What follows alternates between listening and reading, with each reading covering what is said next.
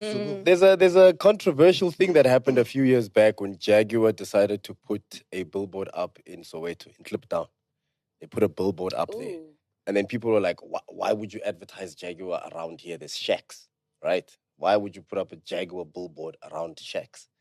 And I remember the insight that came with that. They were like, these people might not be able to afford the Jag now, but you want them to grow up going, one day when I make it, that's the car I want.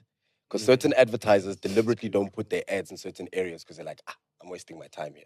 That's why you'll never see like car brands like Lamborghini or the Rolls Royce, or they don't have TV ads because they're like, my customer's not watching Skim Sam. You know, there's no need for me to put my advert after Skim Sam.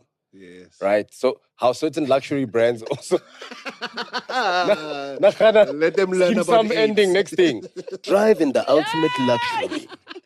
Lamborghini, 2.4 million. Yo! They're gonna change channels. Or pay 100,000 a month. Yo.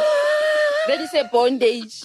Bondage. That's a bondage. Like, your mother would beat everyone immediately. Nice. You know that we can't afford this. Who beats you? Lamborghini. Get out of here with those ideas. Okay, so Yeah, that's man. cool. So basically, those luxury brands, where do they advertise? Bruh, so they're strategic. Like you have to place them in. So I'll give you an example, like how Rolls Royce sells their cars, right? They'll sell their cars at an air show. So they'll find a thingy where billionaires come and look at the new jets. So there'll be like a place where they're selling private planes and jets and all of this stuff.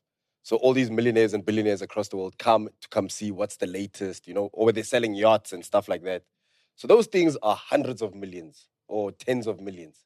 And then Rolls-Royce will set up a stand there.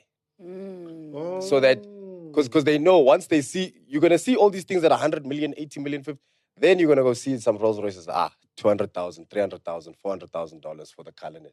Then you're like, you know what? Also, for you, that's not an expensive. You just came, you're deciding on whether you're going to buy an $80 million jet. Then you see a $400,000 Cullinan, you're like, let me just do that. And they say, on the thing I was watching, and the thing I was watching, they were like, you have a 40-minute window period to close a client like that. Because he's already experienced to close a client like that. Because he's already experienced all these expensive things. Now he's coming here. That number is stuck in his head. This $400,000 doesn't seem as much as what he's just seen. Plus he's here. Let me quickly. That feels like the garage. Yeah. You know, in the garage when you're walking in, and then that last aisle, you know, my sweetie. That's done intentionally.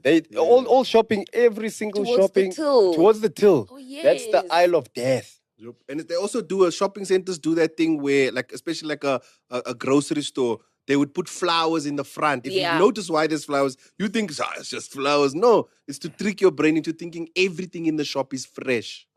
Yeah. Right? Everything is intentional, guys. Even in the casino.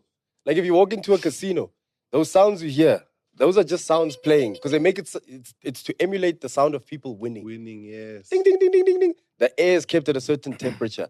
There's a smell that is made in the casino, that the fragrance that is particularly put in there. And then the lighting is done in such a way that you don't know if it's day or night. The club. And then they make the roof not dark. The club. The nightclub. The club, yeah. They don't have aircon. Buy more drinks. Thirsty. The lights are going. People look beautiful. You take home. Problems. You see the bottle, the sparkler. You can't get beaten by this table. I want ace, the dome, bring. You've spent 100K and you don't even have it.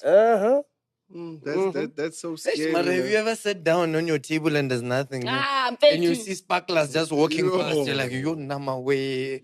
And then once they leave and the sparkles, you know, the problem with sparkles, they light up the club. So they light up whatever section the sparklers Spotlight. So now they pass you, the empty guy. Not you. And you're just in the light looking like this. One team. And One then people, they team. see you right here. There's a poor guy right there. Advertising poverty amongst celebration. Then, you'll get the bouncer saying, is there someone joining you? Yes. Otherwise, you're going to have to go to the bar. Wait a minute. There's nothing going Just a bunch on. of guys who just arrived. You know, Chance, when they just arrived. And they're sitting like this. But also, don't feel bad because I've actually seen this with my own eyes that you can actually hire. So you buy one bottle I've heard this. and then you hire the rest. Because someone opened a bottle, one of the hired bottles. And You it's wrong. and you're like, no, guys, come on. That What are was you for doing? hire. That one is a hired one. You can hire bottles in the club. Yes. Yes. They Why can come would you in the do cage. that? The ones that come in the cages, Yeah. you don't buy those. You don't buy Hire. those. They are not bought. They are there for show. They just come with the sparkles. Where does the sparkle culture come from, bro? Do you think that's it's the from one. Spur?